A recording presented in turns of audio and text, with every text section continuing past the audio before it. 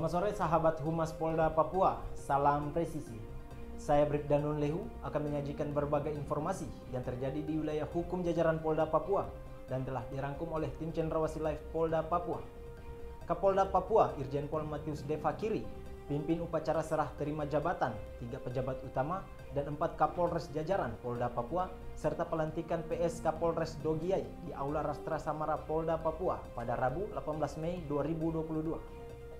Kapolda Papua Irjen Pol Matius D. Fakiri pimpin upacara serah terima jabatan 3 pejabat utama dan 4 Kapolres jajaran Polda Papua serta pelantikan pejabat sementara Kapolres Dogiai. Serah terima jabatan di Polda Papua yakni Kombes Pol Insinyur Kasmolan yang sebelumnya menjabat sebagai Dirpol Airut Polda Papua mendapatkan promosi sebagai Kabak Binlat Robin Opsnal Baharkam Polri yang digantikan oleh Kombes Pol Andi Anugrah SIK. Kombes Pol Riko Taruna Mauruh yang sebelumnya menjabat sebagai Dirreskrimsus Polda Papua mendapatkan promosi jabatan sebagai penyidik utama tingkat 2 Riwasdik Bareskrim Polri dan digantikan oleh Kombes Pol Fernando Sanchez Napitupulu. Kombes Pol Gustaf Robi Urbinas yang sebelumnya menjabat sebagai Kapolresta Jayapura Kota mendapatkan jabatan baru sebagai Kabid Propam Polda Papua. AKBP Dr. Victor Dean Makbun yang sebelumnya menjabat sebagai Wadir Reskrimsus Polda Papua mendapatkan jabatan baru sebagai Kapolresta Jayapura Kota. AKBP I Gusti Gede Era Adinata yang sebelumnya menjabat sebagai Kapolres Mimika mendapatkan jabatan baru sebagai Wadir Reskrimsus Polda Papua dan digantikan oleh AKBP I Gede Putra yang sebelumnya menjabat sebagai Danyon B Pelopor Satbrimob Polda Kateng.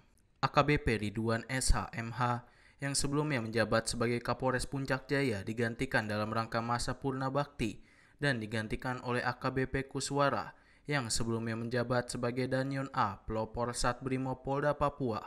AKBP Muhammad Jafar yang sebelumnya menjabat sebagai Kapolres Tolikara digantikan dalam rangka masa purna bakti dan akan digantikan oleh AKBP Diki Hermansyah Saranggi yang sebelumnya menjabat sebagai Kabak RBP Rorena Polda Papua. Serta pelantikan Kompol Bambang Suranggono yang sebelumnya menjabat sebagai Kanit 2 Subdit 4 Dit Intelkam Polda Papua mendapatkan promosi jabatan sebagai pejabat sementara Kapolres Dogiai. Kapolda Papua dalam kesempatannya menyampaikan serah terima jabatan dalam suatu organisasi adalah merupakan bagian dari mekanisme dan dinamika organisasi yang bertujuan untuk meningkatkan dan mengembangkan organisasi, memberikan kesejahteraan personil berupa peningkatan promosi jabatan, dan menyiapkan regenerasi sehingga organisasi tetap berjalan dan berkesinambungan. Kapolda Papua berharap serah terima jabatan ini sebagai momentum untuk memacu dan meningkatkan kembali semangat, disiplin, dan etos kerja dalam pelaksanaan tugas di Polda Papua. Apakah saudara-saudara bersedia saya ambil sumpah janji menurut agama masing-masing? Untuk yang beragama Kristen, demi Tuhan saya berjanji. Demi Tuhan saya berjanji. Untuk yang beragama Islam, demi Allah saya bersumpah. Demi Allah saya bersumpah. Untuk yang beragama Hindu, Om Mata Paramahansa saya bersumpah. Om Allah Paramahansa saya bersumpah. Harap saudara-saudara mengikuti dan mengulangi kata-kata saya. Bahwa saya akan setia kepada negara kesatuan Republik Indonesia dan berdasarkan Pancasila dan Undang-Undang Dasar Negara Republik Indonesia tahun 1945.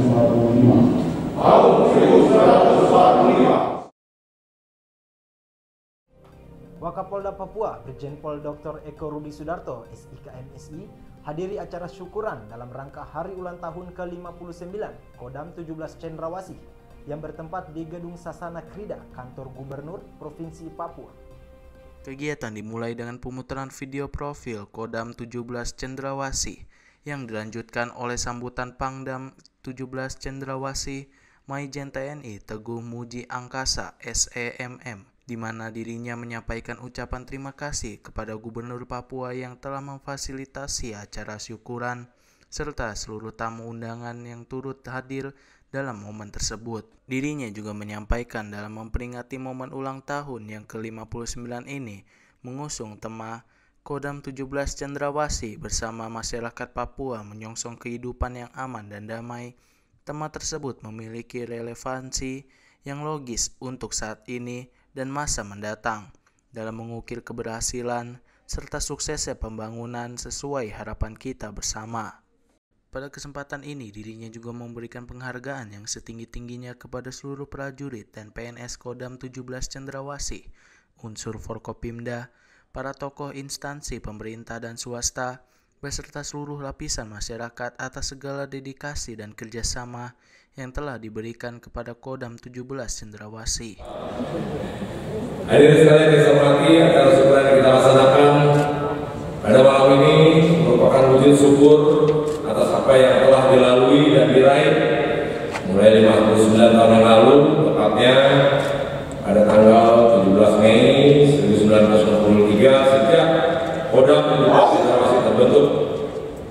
Beragam hambatan dan tantangan di medan tugas yang berat, prajurit kesatria pelindung rakyat terus melangkah maju demi terciptanya stabilitas pertahanan untuk menunjang pembangunan nasional.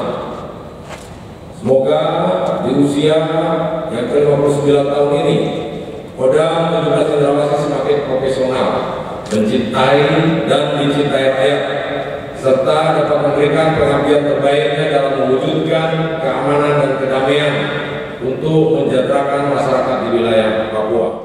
Polres Asmat lakukan pengamanan dan pengawalan kegiatan Outbreak Response Immunization atau ORI, difteri, dan bulan imunisasi anak nasional atau BIAN yang dilaksanakan oleh Dinas Kesehatan Kabupaten Asmat di 15 titik di Kota Agats, Kabupaten Asmat.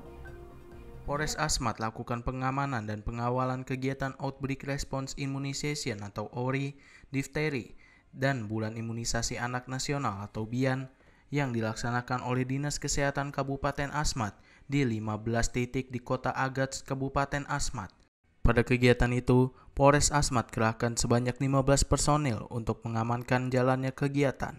Kepala Seksi Surveillance dan Imunisasi Dinas Kesehatan Kabupaten Asmat, Sudarson, saat ditemui menjelaskan maksud dan tujuan diselenggarakannya imunisasi difteri dan bulan imunisasi anak nasional untuk anak-anak di Kabupaten Asmat. Untuk itu, ia menyampaikan kepada masyarakat yang punya anak-anak umur 6-12 tahun agar diberikan imunisasi DT-TD, dan untuk anak-anak yang umur 9 bulan sampai 12 tahun diberikan imunisasi MR. Pemberian imunisasi bisa langsung 1 anak, bisa langsung 2 imunisasi kiri DT-TD, kanan MR, untuk memutus rantai penyakit difteri dan campak. Maksud dan tujuan diberikan imunisasi atau ORI, Outbreak Response Immunisasi, itu adalah memberikan imunisasi tambahan. Karena apa? Karena di daerah kita Asmat sudah terjadi satu kasus KLB difteri. Makanya dari pemerintah provinsi atau Dinas Kesehatan Provinsi memberikan rekomendasi bahwa untuk Asmat harus dilakukan ORI kepada anak umur 6-12 tahun disuntik DT atau TD.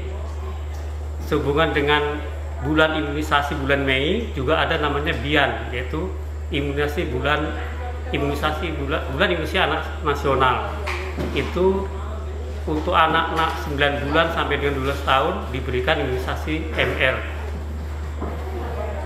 Jadi untuk itu masyarakat yang punya anak-anak umur 6 sampai 12 tahun diberikan difteri, vaksinnya berupa DT atau TD.